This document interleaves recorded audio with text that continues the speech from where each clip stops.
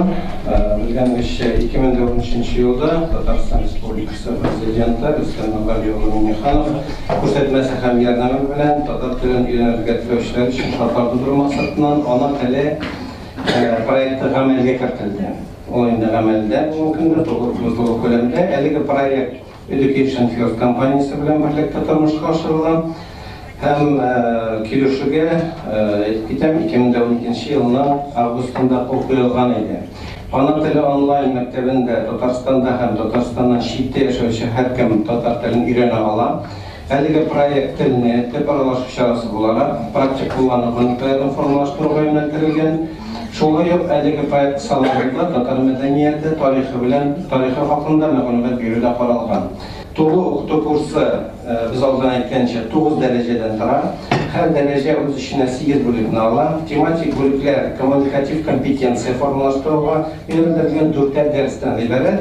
Darajalarni o'qishni tamomlagan ishtirokda qo'llanuvchilarga sertifikat beruv masalasida qaralgan. Har bir darajani o'tuvga ongli imkoniyat avtomatik ravishda turmushga oshiriladi. Поскольку вот вы представили это, и мне данные изначально предполагалась ориентация данной программы на дальний зарубеж.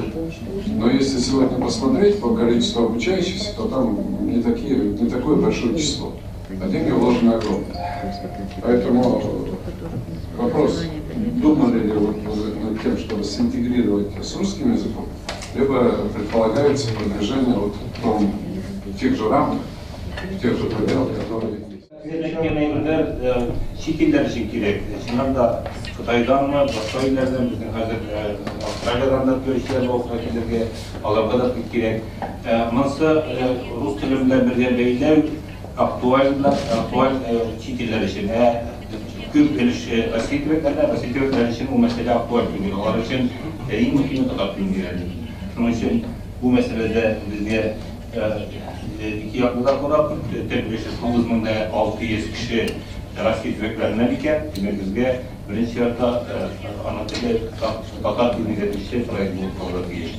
Eğinde sizin bazıda değiştirilen bize bakılı, şununda şekilden kişiler için Rus dilini bilen birge kursak, bu vakıtını kısaltı olun, şununda bu mesele karar gerek bu var.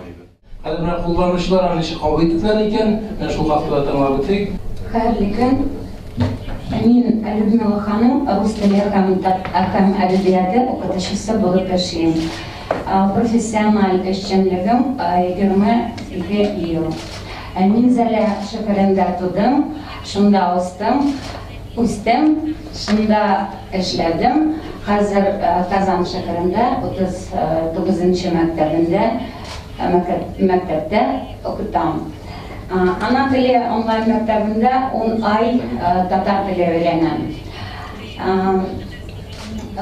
Online mektep bana büyük şey. Men köptenden Tatar dilini öğrenirge hıyalandım. Hazır şunday mümkünlük var. Men ana dili online mektebinin gelecekte bütün dünyaya taralığını dileyim.